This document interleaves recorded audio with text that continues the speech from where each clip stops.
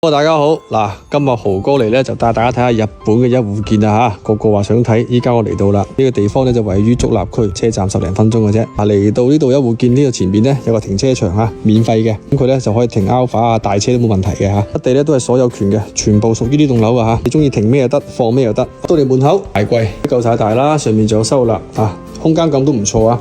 正面就係一個洗手間，仲有個窗仔比較加分吓，仲有個扶手啊，老人家可以扶住嚟起身。右手邊就係第一個房啦。今日呢套房咧係4房1廳嘅，樓下一間房，樓上3間。咁呢度咧採光冇問題噶，條欄噶，絕對 OK 噶。呢度就係停車場啦。呢間房咧可以俾老人家住，因為佢係1樓，2個窗口，採光冇問題，加埋有個收納。嚟到客廳部分啊，呢個一戶建嘅客廳都非常之大，採光都冇問題嘅。沙發家具咧有晒樣板噶啦，買落嚟咧到時會撤走嘅，只不過就話俾你聽大概咁嘅布局。樓梯下邊咧有個功能區可以攞嚟做收納，食飯區咧都比較大，有窗吓。呢一忽咧都係你屬於呢個房嘅，你中意放乜都得。廚房部分好大好大，呢度冰箱、微波爐，放咩櫃乜都得，超級無敵大嘅一個切菜地方，3個煤氣爐，有埋呢個抽油煙機包埋俾你。呢度有個窗口通風，非常漂亮嘅一個廚房啦，半開放式廚房。炒完餸、煮完飯，放喺度直接上菜。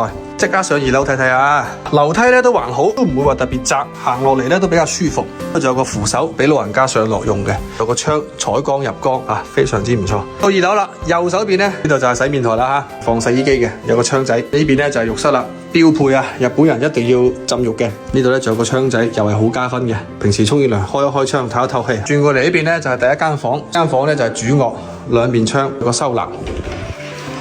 兩公婆雙人床喺度咧，絕對冇問題噶啦。第二間房咧就細啲，就係小朋友用嘅。但係呢間房啲採光可以啊，呢邊朝南，呢邊朝東，採光非常棒。呢邊咧就係收納掛衫啊，放下啲雜物啊剩咁。個陽台咧就係曬衫用嘅，可以穿埋第3間房嘅。睇個陽台啊，哇！啲風景今日靚到，天氣唔錯啊。Nice。第3間房轉過嚟呢邊咧有個收納。2樓咧都有廁所嘅喎，樓下一個，樓上一個 ，perfect。呢間房採光都唔錯噶，呢間房咧兩面採光，呢邊朝南，出邊嘅風景都唔錯嘅，基本上咧都係一戶建嚟嘅，冇任何遮擋物 ，O 唔 OK？房我睇完啦，全部7棟，而家買咗1棟噶啦，嗰棟黑色已經賣咗噶啦，而家得翻係6棟嘅啫，價錢220萬人仔，永久土地使用權，免費停車位，4房1廳，哇，真係好正啊！喺日本睇啱嘅朋友，喺國內都好睇啱嘅，聯繫豪哥，即刻帶你過嚟睇下，隔籬2分鐘超市，4分鐘一間學校，高中、初中乜都有。我有豪帶你睇日本嘅房產嘅，豪哥喺日本，記得關注我啊，得閒帶你睇多啲日本房產啦，係咁先，拜拜。